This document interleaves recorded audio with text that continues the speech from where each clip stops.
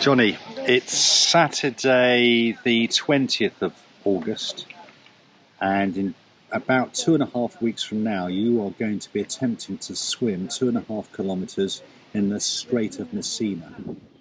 How are you feeling, mate? Thanks for reminding me. How do I feel? Very quietly nervous. I'm not confident at all. I don't know why I can't get my head around this. I know it's not a race. I know it's not a competition.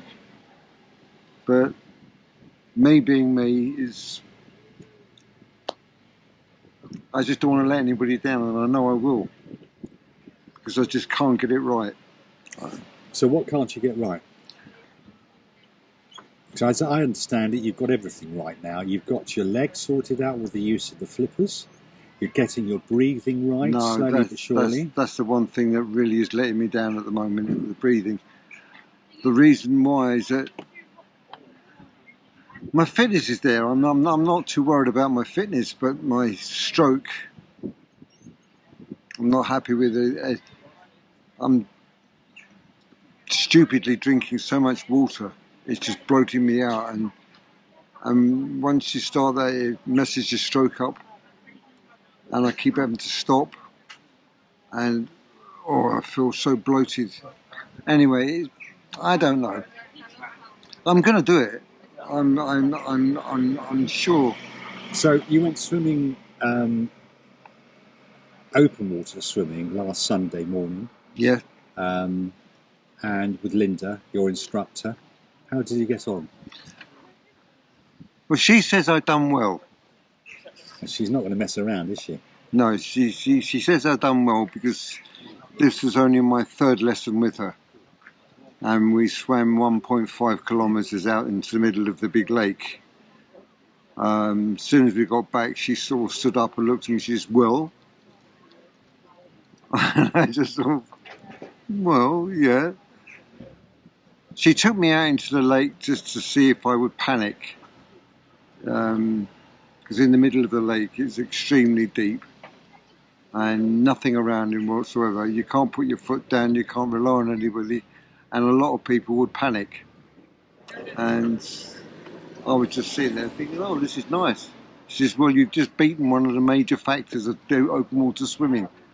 She says, the fear of nothing there. So I said, oh, right. So then we swam back, but again, she taught me how to go into the recovery position. And that is to roll over onto your back while you're swimming, just so you're keeping on the move all the time, just to roll over on your back, use your legs, and me to get rid of the excess water I've been sort of drinking. It makes me burp something chronic. It really does. It's quite embarrassing. But I don't know. I'm normally enthusiastic about most challenges I do. There's not one challenge I've done yet that I got excited about. But in the last 10 years, all the challenges that you've done since 2012, bar jumping out of an aeroplane, has been cycling based. Yeah. So this is not in your comfort zone. Oh, well out. You haven't been a natural swimmer for over 25 years. Yeah. But in the last 3 months, you have done nothing but swim for 3 days a week. Tell me about it. Yeah. Which is very commendable. And you're now a strong swimmer, having saw you swim about 3 weeks ago. And you have got a methodical stroke, and with the flippers you are covering water well, in the sense of distance. I think deep down, Mark, what it basically is, I just don't want to make a fool of myself. You know. What can you do to make a fool of yourself? Not finish it. But you will finish it, and the finish isn't necessarily 2.5 kilometres. No, I've got to do 2.5 kilometres. Well, that's for you to say, not for anybody else. Oh, I know. The whole point behind this swim is that people are doing it in relays. Because 2.5 kilometres for anybody, even fit people, is a long way. Of course, I And you've realise got that. Parkinson's, which on top of everything else, and the fact that you're in your mid-60s, even though you're very fit and not a natural swimmer, is a very, very long distance. So if you don't do 2.5 kilometres, I wouldn't beat yourself up about it. If you end up by doing 1.5, because that's what you did last Sunday, you would get a massive hallelujah from a lot of people. I know you set yourself the standard of doing 2.5. And if you do it, it will be absolutely incredible. And if anybody can do it under the current circumstances, it will be you. Yeah. But it is a very, very big challenge. Oh, I totally understand. I realise that, you know. But Linda thinks you can do it, and Linda is a swimming tutor. She understands what people can do and can't do. And to a certain extent, it's mind over matter. But it isn't just mind over matter with you.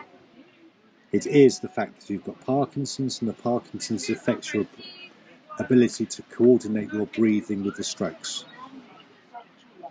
And until you had the flippers, you couldn't necessarily get your left leg to do what the right leg was doing. no, that's right. The flippers have sorted that one out, but you've still got to be able to turn your head in a way to allow you to breathe, and the Parkinson's is actually frustrating you with that. Well, basically, she says I haven't got the relaxation, the spin in my shoulders.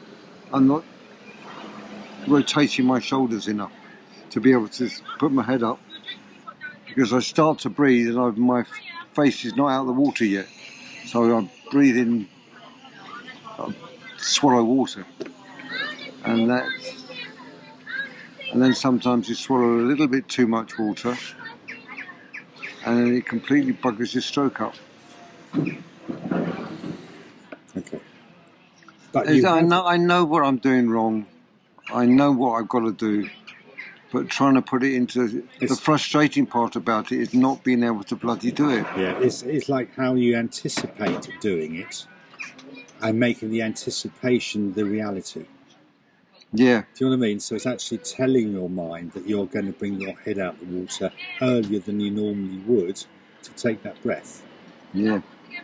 And it's a case of how do you count it? Do you count it and say that normally it would be on the count of 3, but in this case it's on the count of 2? Or whatever it has to be to get it out that bit sooner. I know exactly what I'm doing wrong. And that's the most frustrating part about it, is that, you know, normally I could correct it, but I don't know. Needless to say that you have a tremendous support system behind you when you go out to Sicily. Oh, yeah. And they're going to love you to bits no matter what you achieve, because you've already achieved so much. As Francesca says, I expect too much from myself. I don't know how to control my sort of, you know, she says, just calm down a bit and relax. I said, but that's not me. Whatever I've got to do well. But when you cycle up a hill, and I've seen you cycle up mountains in China, and you have to be able to psychologically pace what you're about to do. Yeah. And you don't know how long that's going to go on for, and it could be 5 to 7 kilometres. And it has been 5 to 7 kilometres. You don't know that when you set off, but somehow you make it happen. Therefore, you have that ability to be able to psychologically allow your body to deal with that amount of work. Yeah. A lot of people would find that their mental state will stop their body doing it.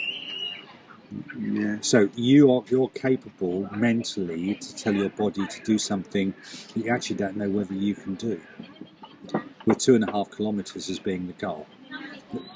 The fact is that you probably can do it because you have got that will. Well, because I asked Linda on the second time I asked Linda, I said to her, I haven't got a hope in hell's chance of doing this 2.5 kilometres, have I, really? You know, properly. She looked at me with a straight face and said to me, you are so bloody minded. She says, you will do it. You will do it no matter what. Yeah. Johnny, we all wish you the best of luck. I really wish I had her confidence. Well, she knows she knows enough to know what you're capable of, strength-wise. But do I know what I'm capable of? Well, you will only know that when you start to do it. Exactly. So you can stop worrying about it and just say, I will do what I can do. I do. But it still doesn't stop me from worrying. Johnny, we wish you the best of luck, mate, for the 6th of You September. know, I've never worried about anything before, you know, no matter what the challenge. Jumping out of aeroplane, Vontu, Kilimanjaro. To me, they're all excitement, you know. Yeah. But this one is, well, and if I was to say completely out of my comfort zone, I wouldn't be exaggerating. No. Right. Good luck. We will next record you probably after the event. Oh, wish me luck, folks.